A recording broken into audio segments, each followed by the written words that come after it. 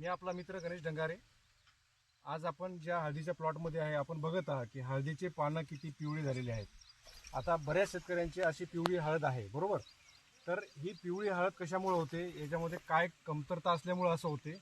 तर हे जे हे याच्यामध्ये सगळ्यात जास्त कमतरता आहे लोहाची, म्हणजे फेरस। आणि ही फेरसची कमतरता भरून काढण्यासाठी ध्रुव कंपनीचे फेरो न्यूफर्ट फेरो 6% इडा फॉर्म्युलेशनमध्ये फेरस आहे। तर याचं वापरण्याचं जे काही प्रमाण आहे, एकरी 1 किलो 200 लिटर पाण्यामध्ये, आणि यासोबत पांढऱ्या मुळ्यांची वाढ आणि न्यूट्रिशनची कमतरता पूर्ण करण्यासाठी ह्युमर 111 1 लिटर असं 200 लिटर पाण्यामध्ये 1 किलो फेरो 6% आणि 1 लिटर ह्युमर अशी 1 एकरला ड्रेंचिंग करावी।